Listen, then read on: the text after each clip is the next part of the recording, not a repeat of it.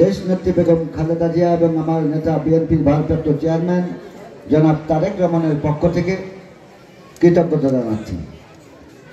সম্মানিত ফিরোজ ভাইয়ের হাতকে শক্তিশালী করতে হবে এবং সামনে যে নির্বাচন আসছে এই নির্বাচনে তাহলে আমাদের আশা পূর্ণ হবে, আমাদের স্বপ্ন বাস্তবায়িত হবে। এই লক্ষ্যে আপনাদের কোনো লুটতরাজ থাকবে না, হানাহানি মারামারি থাকবে না, এটাই কিন্তু আমাদের আশা ছিল।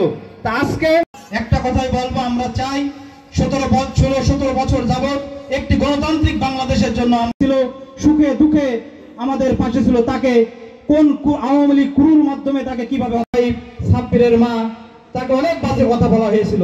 এই ওয়ার্ডের কিন্তু তারাও কিন্তু এই ওয়ার্ডের মানুষ, কিন্তু আমরা নামে মামলা দেওয়া হয়েছে, হামলা করা হয়েছে।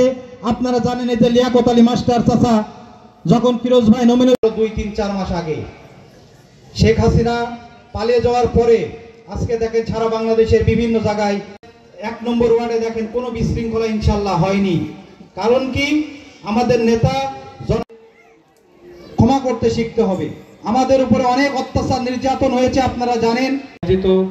বিএনপির ভারপ্রাপ্ত চেয়ারম্যান তারেক রহমান ঘোষিত 31 দফা বাস্তবায়নের মাধ্যমে সাম্য উপজেলা শাখার সংগ্রামী আহ্বায়ক তখন ছাত্রনেতা মারুফ বিল্লাহকে এবং আবারও করব এবং এখান থেকে আগামীতে ইনশাআল্লাহ আমাদের নেতা